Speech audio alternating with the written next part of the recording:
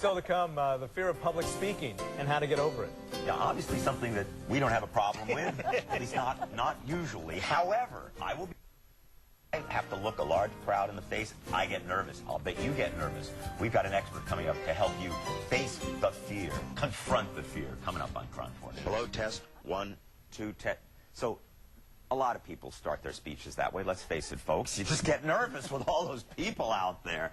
So how to overcome the fear of speaking in public? And we're talking about speaking to 5,000 people or speaking to 5 people if they're 5 fairly important people. We have with us Mike Aguilera, and he is a communication expert. He is the head of Aguilera and Associates, and he is going to give us some advice on how to get out there and sell without getting nervous. So just for starters, how do you get over the nerves before you get up there and start talking? Well, it varies. It depends. One, what I advise people is just to demystify where it comes from. In many cases, it's just by mass media. People being told, you're going to be nervous.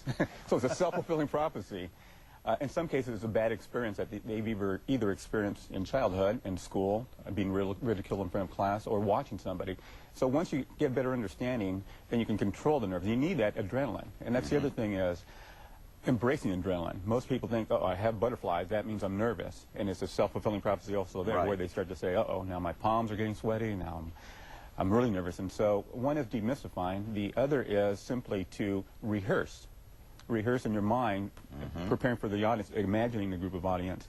And the reason a lot of people get the adrenaline rush is simply because it's a natural reaction for the body to say, I need more energy, there's more eyes, there's more people around me. And well, excuse me, but a lot of people, you know, the adrenaline is a fight or flight thing, where you're debating whether to fight the audience or just run away.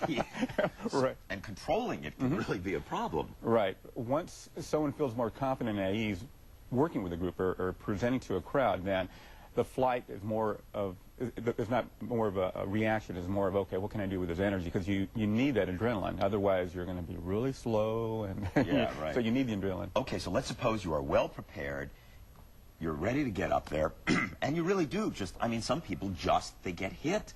They get frozen. They get scared. Is there any way of pushing past that at that moment? Well, at the moment, what tends to happen is the internal dialogue. You're talking to yourself. And so you need to change that conversation from, uh-oh, I'm nervous, I'm frozen, to, okay, what can I do to stay on track? What's my outcome? What do I need to do? Stay relaxed. And so actually talk to yourself. What do you mean, what's my outcome? Well, the outcome of the message. Okay, do I want my audience to buy my product or service, or do I want them to be motivated? And from that, certain thoughts and ideas, your mind starts to kick into gear. And then also in rehearsing, I tell people to rehearse to get into a zone. I have a technique called instant zone technique, to where you imagine the adrenaline, and then you in essence, embrace that and go into a zone to where you're more powerful and relaxed and at ease. And so you can rehearse with the intention of embracing the energy.